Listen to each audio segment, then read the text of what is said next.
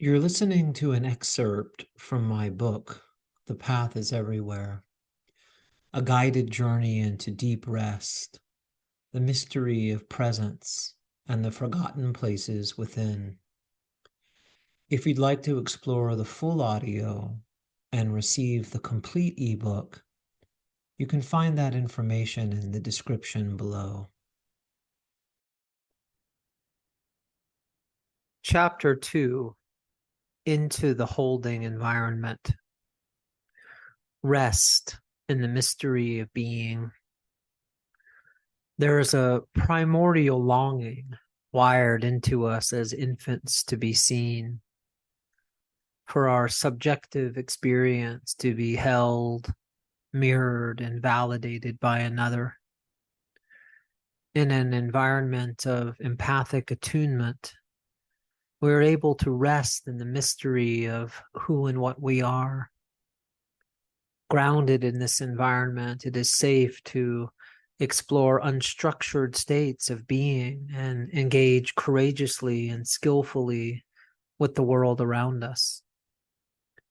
We can take risks in relationship, choose at times to lead with our vulnerability, and explore deeply in the realization that we are both separate and connected. We can flow with our separateness and then change course and fully embrace our nature as utterly interconnected. We can move between these realms seamlessly and with our hearts open. In this sense, love is an alive field of presence in which our subjectivity can unfold into more integrated levels of organization. From this perspective, I love you equals I allow you. I allow you to have your own experience, to organize and make meaning in the way that you do. And I will offer you my presence and warmth, even if I do not understand you or agree with your perception or conclusions. Even if your being yourself triggers within me surges of emotion, vulnerability, and unmetabolized feeling, my vow is to allow you to be what you are. While I will not allow you to abuse me or to act violently or break the agreements and boundaries we have established, I will allow your inner experience to be what it is. Even if I cannot allow your behavior, I will not demand that the flow of feeling or emotion within you be reorganized to fit my own preferences, hopes, or fears. While I may turn from you in the external world, I will not turn my heart off because I love you. This refusal to turn our hearts off is not something we are asked to perfect and then shame ourselves when we inevitably fail. Rather, it is an intention and an aspiration to care deeply for ourselves and for others as we are able. Many have heard the term holding environment introduced by the great British analyst Donald Winnicott to describe this field of presence. Any effective holding environment consists of the essential qualities of good contact and an ideal amount of space. Through making close, empathic contact with another as they are, and offering a spacious home in which their experience can unfold, we become vehicles of love and action. We are willing to allow the other to matter to us, to care deeply about them, and to take a risk in moving toward them while simultaneously offering ourselves these same qualities in a system of mutual interaction. We seek intimacy with the other and their unfolding experience as it is, but without coming so close that we lose perspective and become emotionally fused. in this sacred middle territory in between the extremes of cold, passive, disinterested witnessing and sticky, unboundaried identification, we bestow the gift of our attuned presence. Simultaneously, in addition to making good contact, we permeate the other in their subjective experience, as well as the relational field we are a part of with them, with the offering of pure space. In this context, space isn't something that we give or do, it is what we are. By resting in the organic space of being, we plant the seeds of a cosmic trust that their experience is valid, that we do not need them to transform in order for us to stay close. We commit to not flooding them with our requirements and agendas, but will honor their unique process and path by being there for them if and only if we're needed. We will not impinge upon their journey. We will allow them to fail and to succeed, and we will walk side by side with them into the dark and the light. But we will not try to make the journey for them. We will not give them answers to questions that are theirs, nor will we protect them from falling apart when that is what love has in store for them. We will do whatever we can to support their unique and unprecedented path of individuation. But we will allow them to walk it alone, to fall to the ground and get back up, and to know the full spectrum of the opportunity that they've been provided. Additionally, we can give ourselves these same qualities of good contact and attuned space. In many ways, this is one of the essences of true meditation, to meet our immediate experience exactly as it is, in a warm but provocative, curious, and intimate embrace, without any agenda that it be shifted, transformed, changed, or healed. As we deepen in our practice, we come to discover that what we already are, as a warm, open awareness itself, is in fact the ultimate holding environment. We do not become our true nature in time or produce it by way of process or struggle. Rather, we train ourselves to recognize, open into, and participate in it in ever deepening and more creative ways. In this way, we discover that we are already held and do not need to seek this holding by way of any external form or through any inner process in time. In other words, it has already happened. And while as infants we depended upon another to provide the environment in which we could rest in primordial beingness, it is actually always here. From this perspective, we have always been held and could never not be held, for this ultimate holding is wired into us as our true nature. It is the substance that forms the synapses in our brains, the cells in our hearts, and the breath that passes through us. It is not something we will achieve one day by way of a search and exhausting journey of self-improvement. It is not conditioned or caused. And while we can cultivate a profound appreciation for the ways in which the other can remind us of this, it is an important milestone along the way to come to the embodied discovery of the ultimate ground of this holding.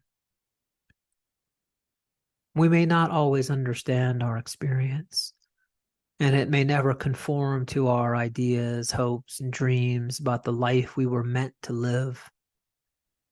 But we can come to trust that it is unfolding according to a unique blueprint that emerges out of the unseen hand of love. Let us make the most radical commitment to no longer abandon ourselves, exiting into our conditioned stories and unkind judgments, and instead inquire with space and a fiery sort of compassion into the habitual belief that there is something fundamentally wrong with us. And as we open our eyes and our hearts to the always already present holding environment that is our true nature, we behold the drop of grace that pours through the eyes of everyone we meet, including that unknown precious one we see when we look in the mirror. Archaeologists of love. As little ones, we came to know ourselves through relationship, as our unique nature was mirrored back to us by those we interacted with. We carry this blueprint into our lives as adults. And even though this longing often falls out of conscious awareness, in most cases, it doesn't seem to ever truly go away. Even as we evolve spiritually and increasingly disidentify with what is not ultimately true, transcending and including what is partial and less than whole, this longing still somehow dances and plays within and around us. For better or worse, it seems to have its own way of coming back into conscious awareness from time to time. In the dream world as we sleep, by way of imagination and fantasy, as we find ourselves in awe of the colors of an early evening sunset, as we step into exposure and risk in a new relationship, as we gaze into the eyes of a newborn baby. When our subjective experience is empathically held, accurately attuned to, and provided sanctuary in which to flower, we come to a natural place of rest, harmony, and homeostasis.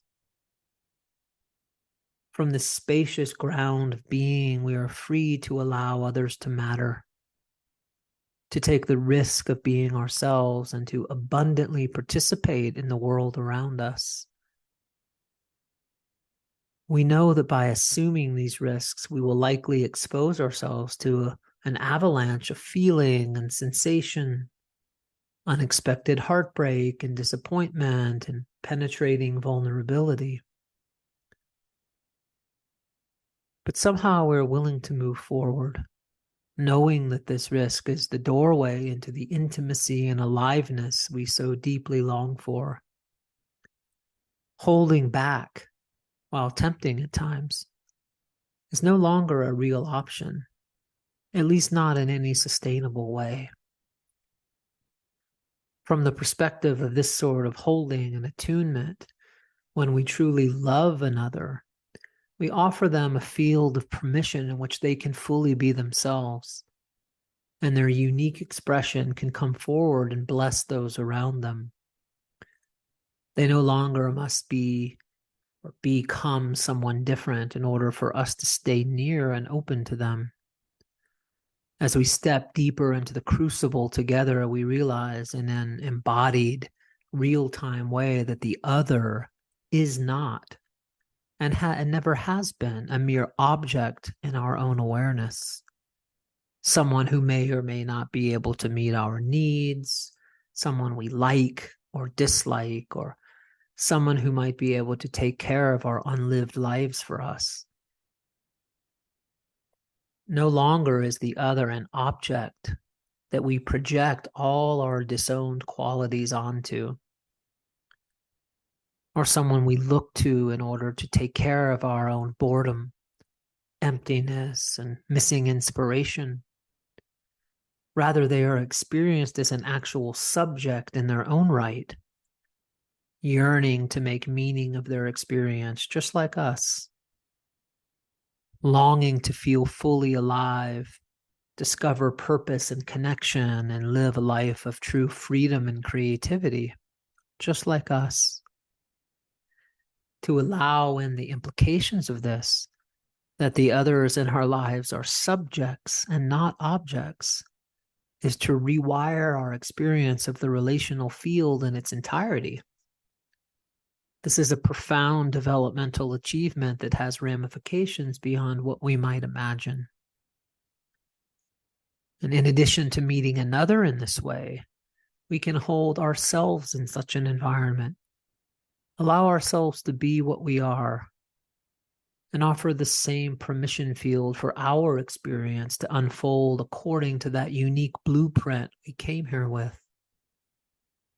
In so doing, we create the conditions for presence and creativity to move through us, releasing tremendous energy to share our gifts with others, discover new and deeper levels of meaning and purpose, and engage in the world guided by wise, compassionate action. On an intuitive level, we know that the degree to which we allow and love ourselves is the degree to which we will be able to allow and love others, especially those aspects of ourself we find disturbing, unspiritual, shameful, and otherwise less than ideal. We are invited into the shadowy, previously sequestered regions of the heart, the psyche, and the body to find life in all of the places where it is hiding and seeking the light of our holding and awareness. In this sense, we become archaeologists of love, exploring and excavating it from the realms where it has been buried. The invitation before each of us is to create a sanctuary in which all parts of the inner family can be illuminated and find safe passage on their journey to wholeness. By providing a true holding environment for ourselves and for others, guided by the qualities of good contact and adequate space, we step through the doorway into the sacred world, one that is consecrated with the holiness of awareness, aliveness, and pure creativity. A cure through love. Freud, in a letter to Carl Jung, said, "Psychoanalysis is in essence a cure through love." It hurts so much when those around us are suffering, but what can we do? How can we help? What is the most effective way to respond to their sadness, restlessness, hopelessness, and confusion? We hear that to truly love another is the most powerful form of healing, but what does this actually mean? When you're with a friend who is struggling, listen carefully not only to their words, but to the hidden language that is emerging from their hearts. Make contact with their longing to be met, to feel felt, to be heard and received exactly as they are. Don't fuse with them or come so close that you are engulfed and lose perspective, but enter their experience with discernment, empathy, and presence. Close, but not too close. Touch and go. Intimacy without fusing. Sustained empathic connection without impingement. There is an art to exploring and working from this transformative middle territory, which you can learn and practice with clear intention. Once you set aside your requirement that their experience change according to the dictates of the unmet other within you, a field of sanctuary will open in which their inner world can unfold and clarify, free of any pressure that they become someone other than who they are in the moment. You can then join with them in a fierce sort of trusting in the validity of their experience as it is. Neither of you willing any longer to pathologize or shame the uninvited guests of grief, despair, hopelessness, and confusion. Yes, it might require that you get a bit messy, that you be willing to confront your own unresolved material in the process. But the call is into intimacy with what is as the ultimate medicine. In this way, you work together with your dear friend to provide a warm, attuned home in which the entirety of their inner experience can unfold and illuminate in the great space of being. From this ground of attuned presence, wise, skillful, and compassionate action will organically emerge. When we are held in this way, our nervous systems downregulate, our minds soften, our hearts open, and we come into a primordial sort of rest. And while our true nature as pure open awareness is the ultimate holding environment, as relational beings, we're wired to rest within a relational matrix, to enter into this field with another, woven and constructed by the alchemical substances of presence and of space, is one of the great secrets of the intersubjective world. Never forget the transformative power of just one moment of pure kindness and what it can do in a person's life. For it is the activity of revolution. When we allow ourselves to become the vast space in which the other's experience can be exactly what it is, without expecting them to see the world as we do or have only those feelings or perceptions we're comfortable with, we find ourselves in a crucible outside the ordinary and the conventional. There, the wounds of the heart are metabolized and previously unresolved psychic, emotional, and somatic tangles are unwound, illuminated, and reorganized according to a new blueprint, crafted of empathy, attunement, and compassion. While we'll never know exactly what Freud meant in his letter to Jung, I like to think or fantasize that it was something along these lines. What if love doesn't feel safe? What if the movement of love never feels consistently safe? What if it was never meant to give you that, but comes pouring into your life, offering something much more radical, majestic, and creative? What if love continues to appear in your life in all its forms and expressions, not to offer security and certainty, but to reveal wholeness? What if no matter how many profound insights you have, how many amazingly powerful awakening experiences you collect, or how convinced you become that you have it all together, you will always be at risk of further heartbreak, deflation, and revelation? In the bedroom of the beloved, there is always more humbling to come, as we are all beginners there. There are no experts, no masters, no final landing place where you're guaranteed a life without vulnerability. For the beloved has no interest in that. It is by way of your vulnerability that she or he or it is able to reach you and fill you from within with her or his or its essence. In that crucible where the opposites are at play, the rug is being pulled out from underneath us in an ongoing way, with our personas falling away one by one as they burn up in the fire of pure seeing. Out of this highly charged and creative field, it is revealed once and for all that your raw, broken openness is not weakness, and your sensitivity is not something to be transcended, but portals through which the sacred world is able to come into form. Of course, there's nothing wrong with having a preference for the experience of safety in relationship with others in the world.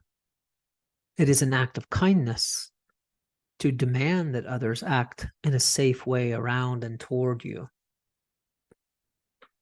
The feeling of safety, however, like all feelings, very organically comes and goes.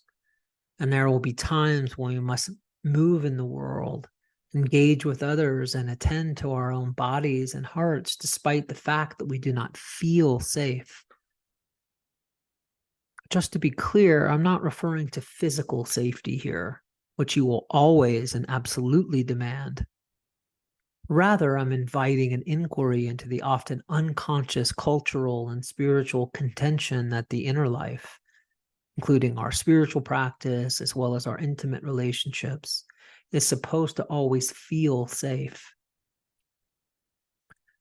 From this largely unexamined belief, we very naturally conclude that if we do not feel safe, something is wrong with us. We failed or fallen short, and we must act urgently to return into feelings of safety. The invitation is to discover if it is actually true that if we feel unsafe, this means we actually are unsafe. We must explore whether it is an accurate perception that we must first feel safe before we can fully show up in our life, lead with our vulnerability, take a risk in relationship or with our work, and otherwise participate with an open heart. This is an inquiry that each of us must engage for ourselves to discover what is most true in the here and now. We must confront this unconscious belief that traveling the path of the heart is supposed to feel safe, and that somehow as we awaken, we will transcend the very alive feelings of crushing heartbreak, penetrating deflation, piercing disappointment of all kinds. That awakening, in fact, implies a narrowing of the emotional spectrum altogether. Turning back into the broken and the dark may never feel safe, but we must discover if this is still a requirement as it was when we were young children. There is no right or wrong answer here, and you cannot take anyone else's word for it. You must see for yourself. Don't assume you know what is most true, as your conditioned history is sure to be there to greet you as you begin this inquiry. With curiosity, courage, patience, and compassion, you can slowly drop underneath your history and into the unprecedented aliveness of the here and now, into the body and the felt sense of the situation where new information and new data may be found. In this inquiry, you might discover that while safety is a perfectly valid experience and one that you naturally prefer, perhaps it isn't safety that you're ultimately after. What if the demand to always feel safe was not actually in support of the deepest longing within you, and was instead an unconscious defense against the aliveness you were sent here to know and embody?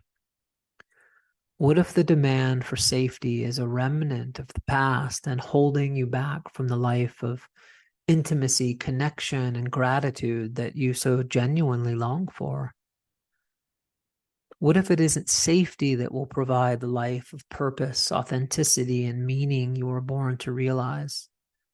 And instead, you were wired for a transforming, reordering, burning sort of wholeness. Perhaps the depth and aliveness you long for will not always feel safe, for it is too vast to limit itself to any one particular feeling state. And at times, love will employ the feeling state you might call unsafe in order to awaken one of its qualities within you.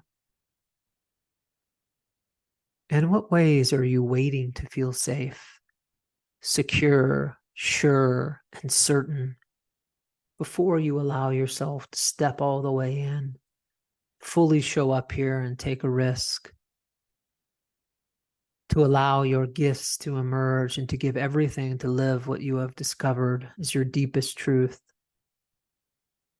As long as you are demanding that feelings of safety and security be present before you take action, you will inevitably hold back.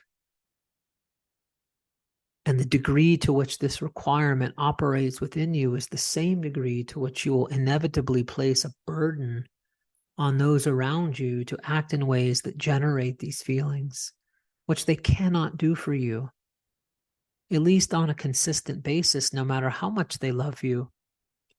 For your deep psychic sense of safety is not their weight to carry.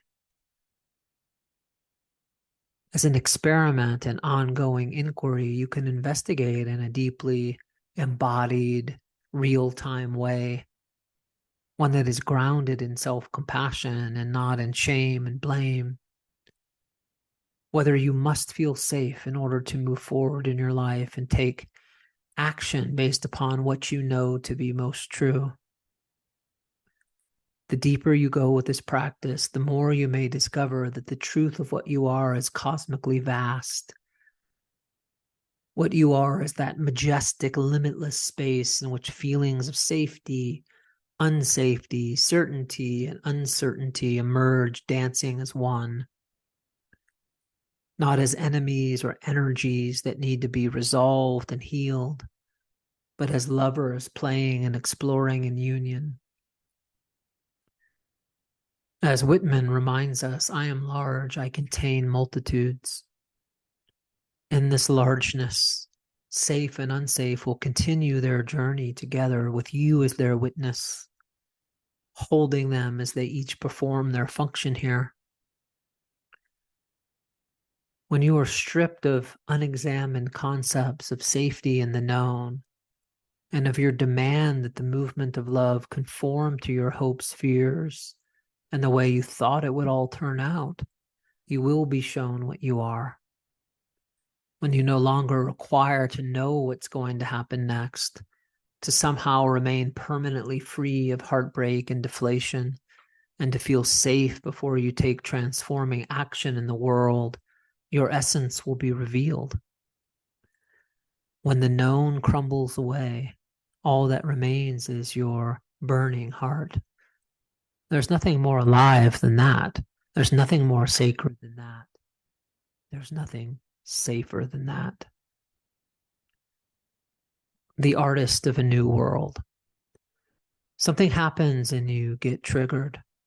Someone says something, ignores you, or doesn't show up in the way you want and need. You quickly become convinced that no one will ever see you as you are, that you will never be met, that you will always be understood, misunderstood. Others are not on your side and the world is against you. And on top of that, there is only one explanation at the root of it all. You are unworthy of such contact because something is fundamentally wrong with you. While you may not be consciously aware of these complexes and organizing principles at work underneath the moment of activation, they are wild and alive nonetheless, functioning outside ordinary awareness. But if you slow down and cultivate the curiosity to know what is most true, you may discover how deeply your perception is being colored by this family of thoughts, beliefs, and associated feeling states. In these moments, you're totally hooked. Your body is on fire and you're falling apart. You're shaming, blaming, and raging in all directions. The old voices remind you of how wretched you truly are.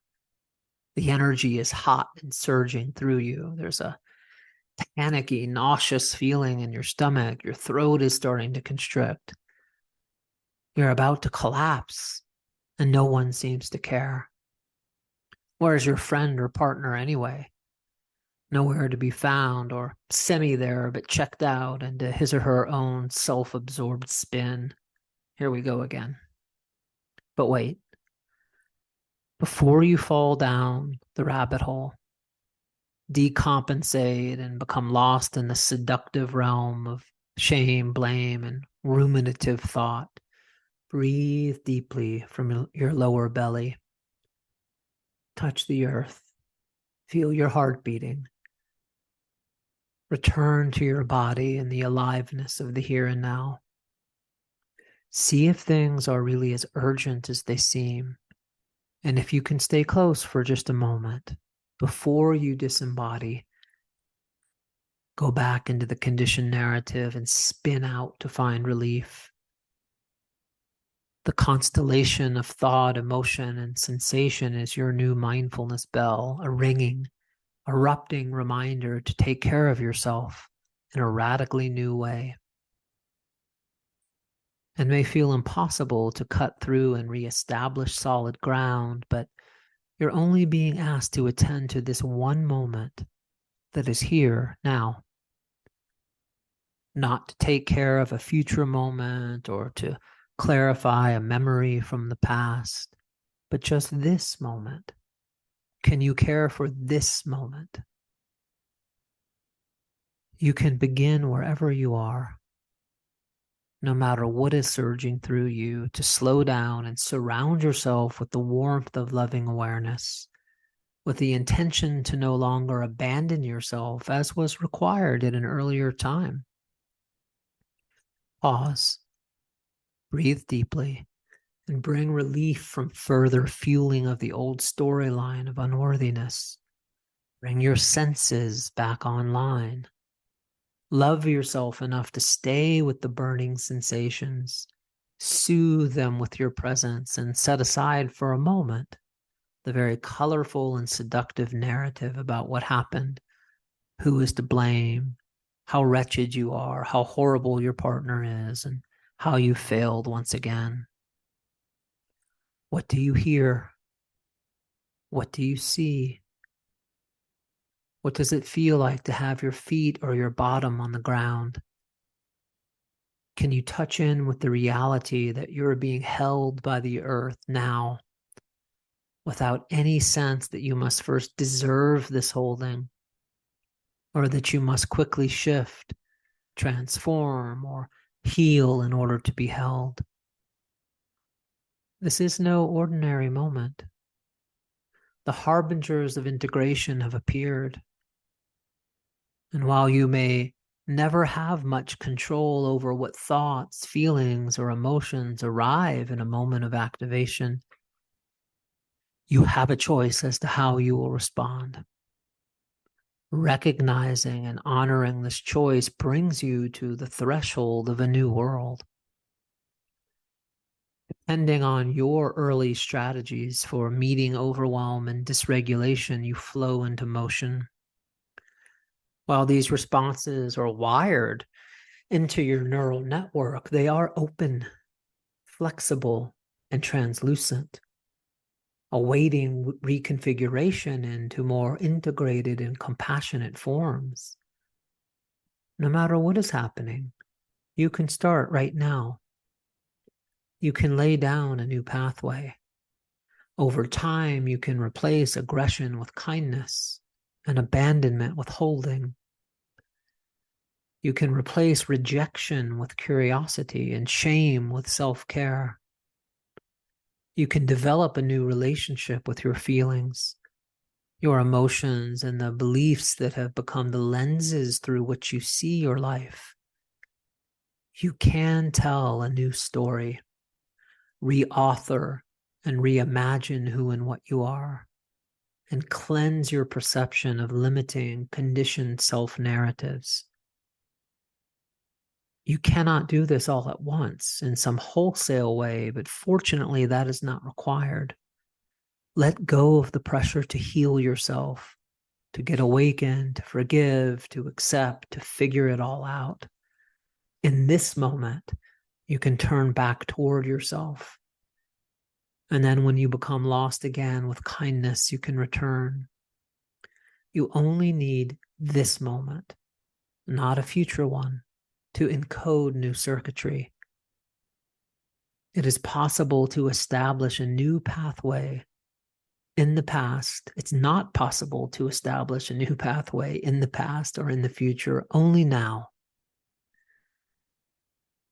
It only takes one moment of meeting your experience with kindness, with space, with presence, instead of abandonment, aggression, and violence.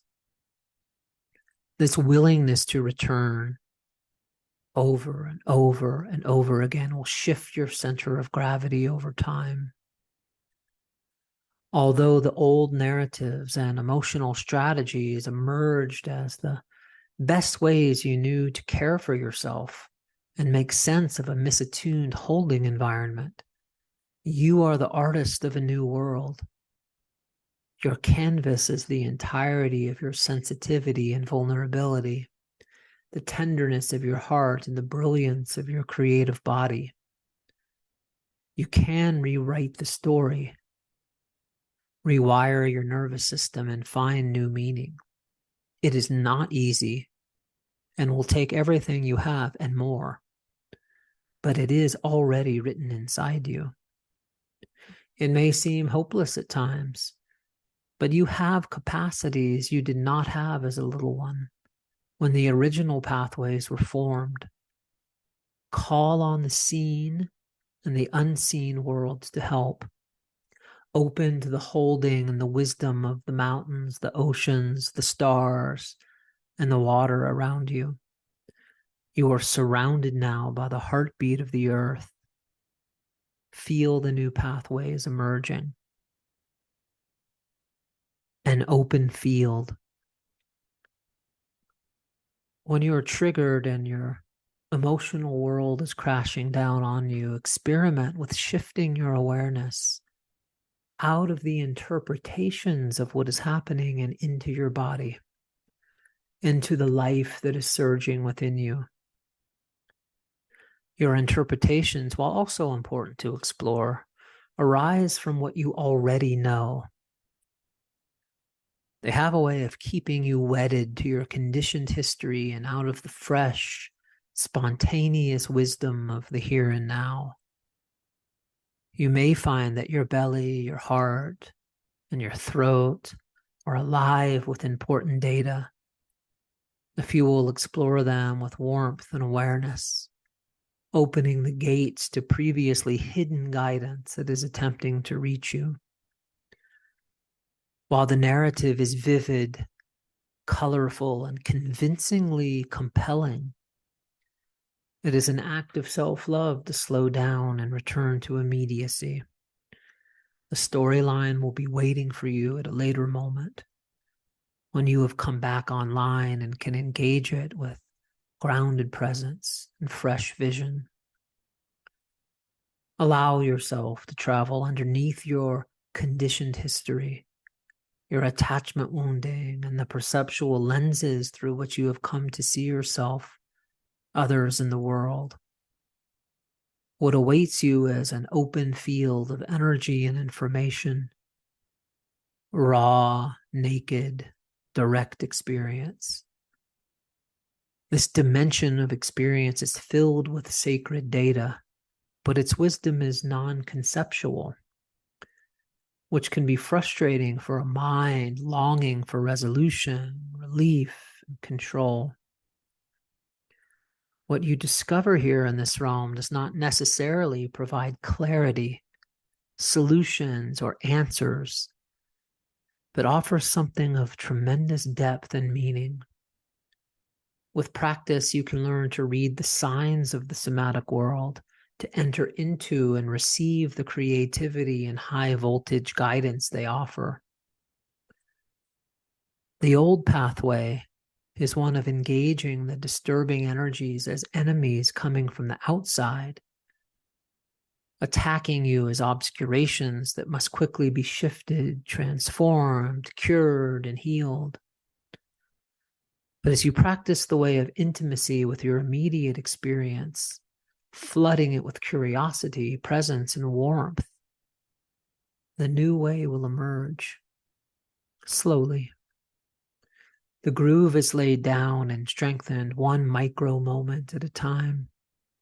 Each time you turn toward the somatic world with your heart open, guided by self-compassion and holding, the groove deepens. Every arising feeling, sensation, and moment of activation is an invitation into the completeness that you are already. You are enough right now. You are worthy of your own presence right now. You are okay right now. With the sky and the sun and the moon and the stars as your witness, you are fully alive right now. The art of sacred return. Though it may seem obvious, there's a profound difference between feeling your feelings and engaging with them at an interpretive level. Staying embodied in profound sadness, rage, rejection, or despair as feeling and sensation is not the same as talking to yourself about why you're sad, when it's going to go away, who caused it, and how it's evidence that you're not enough, that you failed, or that something is wrong with you. There is a time, of course, to engage at the level of thought, inquiring into conceptual structures and beliefs and the understanding and making sense of your emotional experience. But this inquiry will be much deeper, more penetrating, and more effective if the underlying energetic display is first held, contained, and allowed to illuminate in the freshness of the here and now, outside the denser structures of conceptuality that are often oriented in the past. As we learn to rest in the non-conceptual nature of the felt sense of our situation and descend underneath our habitual and reactive emotions, we're able to contact a new level of information and guidance. As Einstein reminds us, we will never be able to solve a problem at the same level of consciousness from which it arose. As we become more familiar with the intelligence of the somatic field, we can inquire from this creative state of non-conceptual knowing, articulate our experience in a fresh way, and discover a new meaning and purpose in our lives. Often we will say, I'm fully in my body. I'm in pure, direct contact with the raw feelings and sensations of anger, sadness, hopelessness, and shame. Don't tell me I'm not feeling all that. I've been sad for so long. Shame has been there my entire life. But if you pause, slow way down, and get curious about the actuality of your experience in the present, rather than in your interpretations of it, you may discover that often what you are in touch with is a subtle narrative you've wrapped around your immediate experience that is now orbiting around the aliveness. There's nothing inherently wrong, problematic, or unspiritual about the narrative. It's just 1 degree removed from the transformative fires of the here and now, and usually an expression of our past conditioned history. As we engage the art of sacred return, we may discover that one of the primary functions of the storyline is to keep us out of vulnerable and shaky material that threatens to erupt under the surface. There is some messy, sticky, raw, hot, panicky, restless energy that has long wanted to be met, but until now has not located an environment of kindness in which it was safe to emerge. And this way, our interpretations of immediate experience serve to protect us from the intensity of the feelings underneath. There is a deeply ingrained sense that we do not have the capacity to stay with and integrate that underlying material. The invitation is to discover whether this sense is in fact accurate. Perhaps it was at an earlier time, but to what degree is it true now? As always, you cannot take anyone's word for this, but must make the journey and see for yourself. It is an act of tremendous kindness to set aside the theories and opinions of others and finally see for yourself what is most true for you.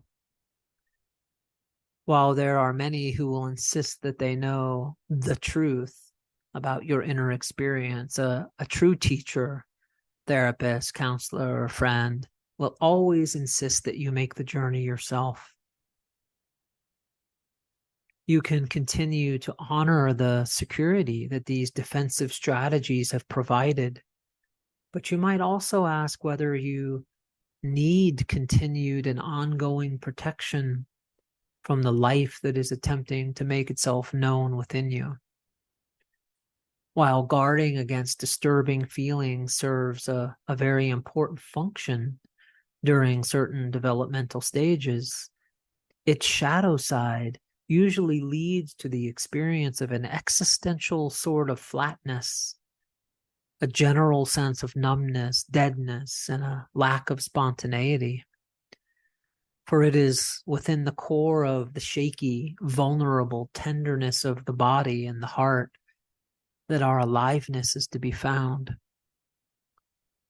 While there is a cultural and also spiritual fantasy that the freedom and intimacy we long for will be found in the eradication of vulnerability, many are discovering that this is not accurate, that in fact, aliveness is found only by turning toward the tenderness underlying our emotional experience and infusing it with our presence, warmth, and compassion, without judgment or blame, but with curiosity and a love of the truth as your primary intention. You can begin to explore how these dynamics may be alive and moving within you. And then from the reality of your adult level capacities, you can make a conscious choice in the here and now as to how you'd like to proceed. Not how you can perfect this new type of awareness and attunement, but how you can begin to hold it as an intention around which to orient in order to hold, work through, and metabolize that which we've previously disowned. We must train ourselves to come back over and over again into the aliveness of our immediate experience with newfound levels of self-compassion and presence. Often, the inner critic will become involved and attempt to convince us that we must act quickly, storming the egoic castle and removing all our defensive organization at once, as the best strategy to rid ourselves of the so-called negative emotions that are obstructing our path. This sort of self-aggression usually has historic origins in early relational experience and rarely proves fruitful. Training ourselves to stay with, tolerate, and contain intense and disturbing feelings for very short periods of time is not only a kinder approach, but more effective in the long run. By struggling for long periods of time to stay with ourselves at all costs, we usually just end up reinforcing the underlying belief that difficult emotions are evidence of a problem that must urgently be resolved. Even if we stay with the panic, the anxiety, the claustrophobia, the restlessness for 1 or 2 seconds, over time, new circuitry will encode. A few seconds, then rest. Then later, a few more, and gradually our tolerance will increase. We do want to push ourselves a little, as we need to overcome the habitual momentum of self-abandonment and dissociation that has built up over many moments. But not so much that we land outside our window of tolerance in trauma and overwhelm. It can help to explore this safe yet provocative middle ground with an attuned other who can help you navigate your experience when it becomes challenging. It just isn't realistic to believe that we can turn back toward previously split off material and not also experience some fear, anxiety, or panic as a consequence. For our protective strategies were put in place to ensure that we never had to confront levels of anxiety that we could not manage. As these strategies are gradually challenged, not with urgency and aggression, but with slowness and attunement, we will usually be asked to meet the anxiety that is alive under the surface. But slowly, in small doses, we can build tolerance and learn to contain the intensity in a way that actually aids the process of re-embodiment rather than thwarting it. In this way, small amounts of anxiety can serve as an ally on the path if we learn how to embrace and work skillfully with it at an energetic level. While there are times when working directly with the storyline can also be helpful, doing so prematurely without first attending to and caring for the overwhelming material at the feeling level can cause us to be caught up in habitual loops of thinking where we're unable to access the fresh, spontaneous aliveness of what is happening in the body. Before we know it, our awareness is consumed with interpreting our experience rather than actually having it. Within the crucible of the body is a very alive field of presence, a non-conceptual wisdom and intelligence that can respond to the challenges of our life in a way that is not merely a product of past conditioning. In this sense, healing and integration are in large part somatic processes rather than cognitive ones. This is not to say that cognitive insight is not important, but in a culture that has become overly focused on logical analysis, conceptual understanding, and rational interpretation, often at the expense of other bands of the experiential spectrum, the return into the body can be profound, skillful means for deepening wisdom, compassion, and new types of awareness. The purity of emotion. As an open, sensitive human beings, we may never be able to avoid the experience of emotional pain.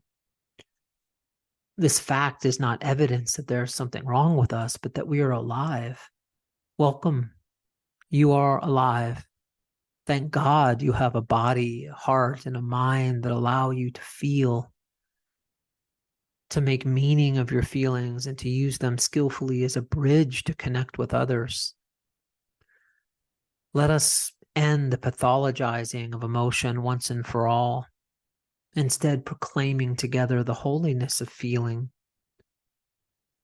Sometimes it is as if our hearts are on the outside of our skin rather than safely protected by the rib cage, hidden away in some fantasy of invincibility.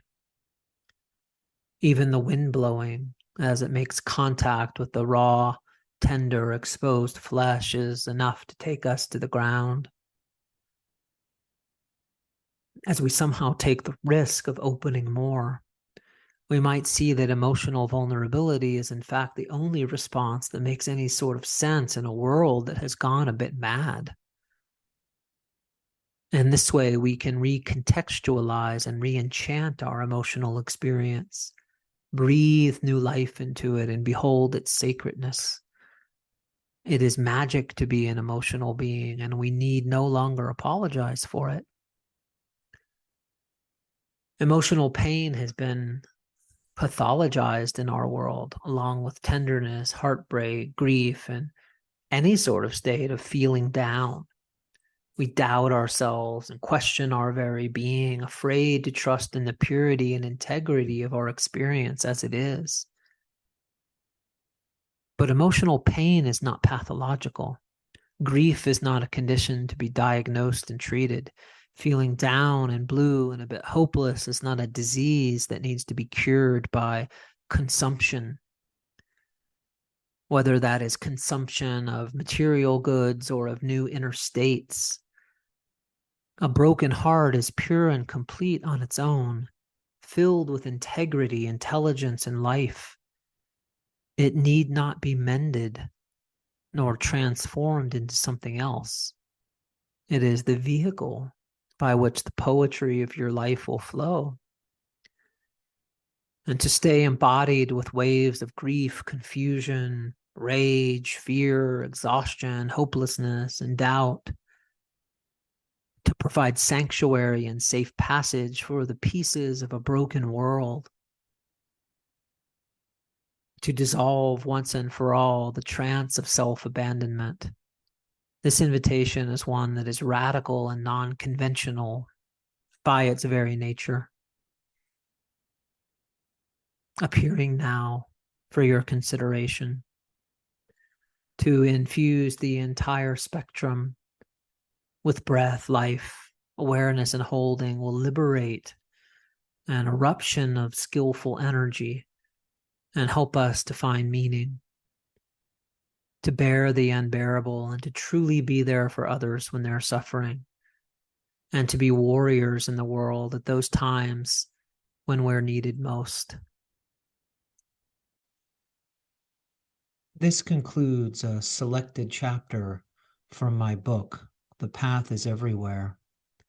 For the full audio and complete ebook, please see the link below.